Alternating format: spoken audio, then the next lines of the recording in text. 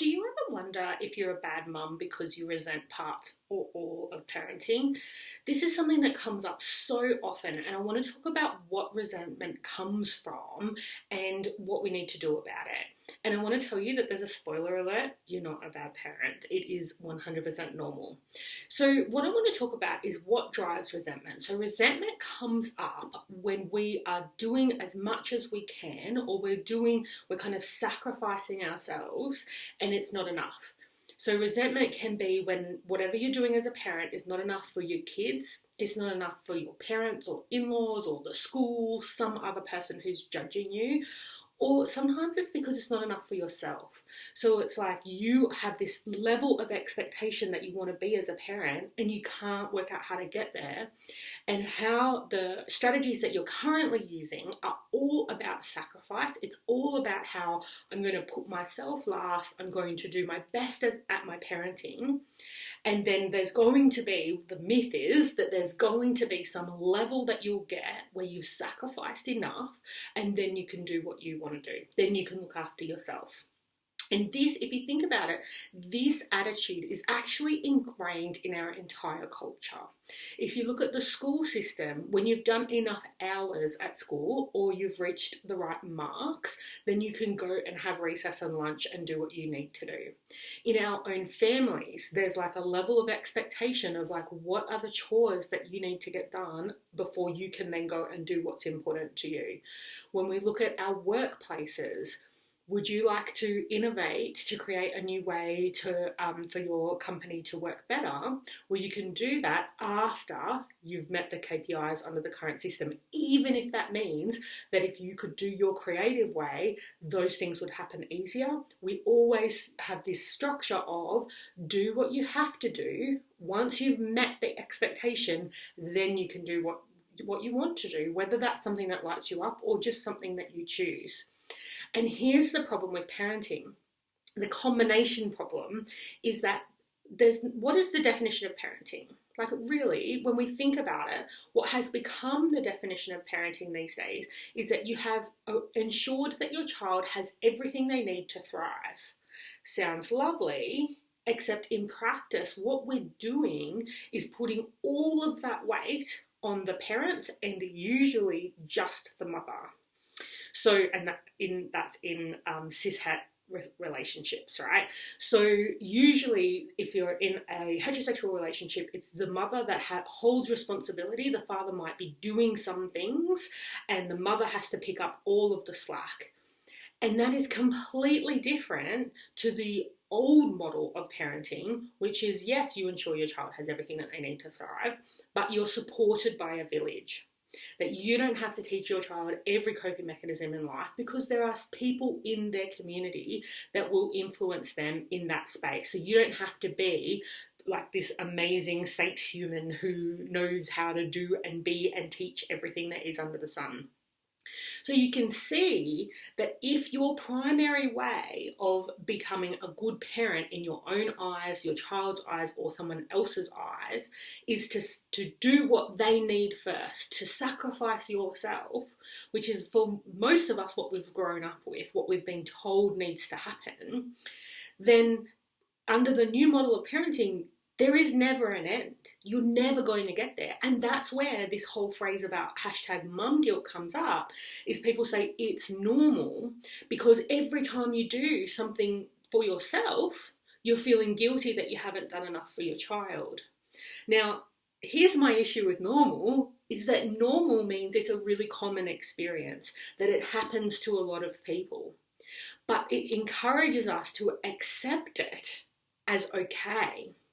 And I want you to stop accepting mum guilt. I want you to stop accepting resentment as part and parcel of parenting. Now, that doesn't mean you're going to magically turn yourself into a saint and know how to do everything for your child without having a village or without doing all these things. But what we're going to do is we're going to look at shifting your perspective so that when you're giving to your child, it is not coming at the expense of you.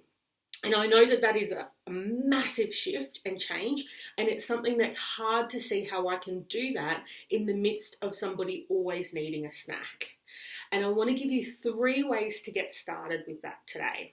So the first way I want you to get started with is I want you to notice whenever there's a time that your child's needs can't be met for whatever reason, I want you to notice how you experience that. So the first thing being that you can experience that as they're having needs and you want to meet their needs, but you can't find a way to get that to happen. So you can't find a way to get it to happen at all, or you can't find a way to get it to happen without sacrificing yourself in a way that you're not comfortable with. And in that moment, I want you to move into a space of recognizing that it's not a crisis to not get your needs met. What is more difficult emotionally for us is when we receive a message that the fact that we have needs is the problem. So most of us were raised with parents who would explain to us why we shouldn't have that need. So you need to understand how the real world works is a classic. Or you need to understand that you can't just be focused on yourself, you need to be focused on others. All of these messages say either the problem is that you have needs, so either you need to be not thinking about your needs, or you shouldn't have that need in the first place. And that is the piece that most of us are unpacking as we create the kind of life that we want as an adult. We're unpacking the idea that it's actually okay for us to have needs. It's actually okay for us to go out and get them. So it wasn't that our needs didn't get met that was the problem. It is the messages that we received intentionally or unintentionally from our parents, from schools, from other people that are important in our lives. So whenever your child is having a need that you can't meet for whatever reason, the first thing to do is just experience that first as, gosh, I wish I could make it happen for them. I really want them to get their needs met. And then use similar ways to talk about it. Oh, sweetie, I wish you could have that. I wish we could find a way for you to have ice cream for dinner and look after your teeth. And you see, that's a funny example, but it's also true. I do wish I could give my child ice cream for dinner day in, day out, because that's what she wants to eat. But the reason I don't is not because I don't care about her needs, but because I don't know how to balance that with what is the real need for me is actually about looking after her teeth and her body and her ability to go to sleep after that much sugar. And so when I speak about it in that way, it's I do wish I could give you ice cream. I just don't know how to do it whilst also balancing this other issue. Then that frees her from having to rally against me. She might still make the case. She might still pester, but it frees her from having to basically get some reassurance from me that her needs matter to me. And it also frees her from taking on messages about how her needs are a problem for anybody else. So then we want to move into the second stage, and this ice cream for dinner example is not a bad one. The second stage is recognizing that there is a way, when we get right in under what's going on, there will be a way to make it work. Now, there's not always a way to make it work within the time and the resources that you have available, but there will be ways to be able to make this work. So, for example, if the reason she wants ice cream is out of fairness because somebody else got an ice cream for afternoon snack and she didn't get one, well, then she might just need to process the feelings she has about how that feels unfair. And that doesn't involve giving her any kind of treat for dinner, but just to sit with her and help her manage those feelings. It might look like recognizing that her issue with the ice cream is that she wants to be able to choose what she's allowed to eat. And so then we can look at how do we get choices back more into her life, and then it'll be less about the ice cream specifically, but more about her choosing what she wants. And just remembering that this is all underpinned by being confident with your boundaries, because when she keeps saying, but I just want ice cream, you need to be able to be confident with, I just can't do that for you. I can't because I'm too worried about your teeth, right?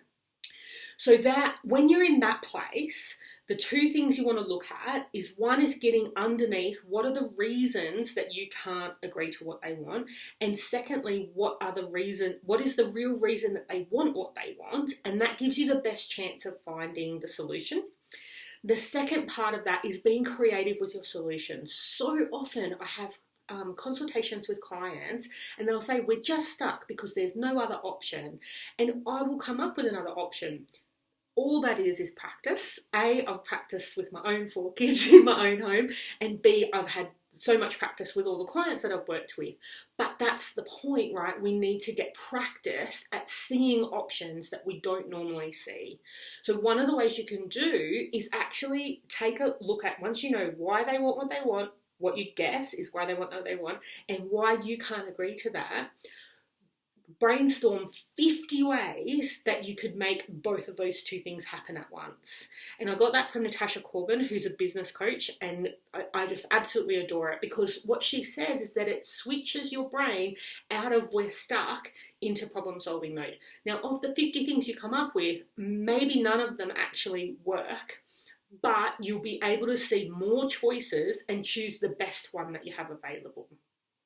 So that's our second piece. And the third piece is I really want you to start seeing resentment as an alarm.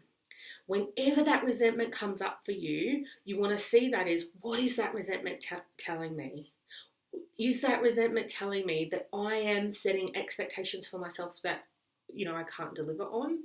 Is that resentment about expectations that other people have that I don't need to take on?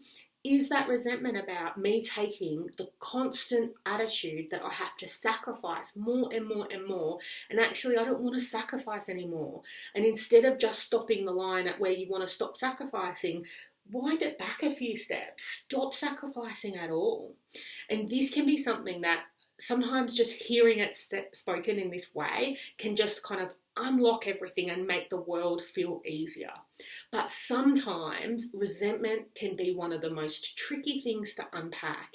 And I really encourage you, if you are feeling stuck with this is a biggie that it's time to reach out for help with. So if this is you and you're trying the strategies and you're not making headway with it, I encourage you to reach out to me and see what we can do, whether it's free resources, working with me, or working with somebody else. Let's get rid of this resentment, because every time that resentment is showing up for you, we know that it's actually an alarm. It's not something to be ignored, and you don't have to live with it. So I hope this has been really helpful. I'd love to hear in the comments of this video what you found most of an aha. What might change for you? What are you going to do differently? And I'd love you to come back a week or two later, come back and tell us what changed in life. Where did you get stuck? What unlocked? What became easier through looking at resentment through this lens? So thank you so much again for listening. I'll also pop in the comments in the description of the video, I'll pop the link to register for my weekly newsletter.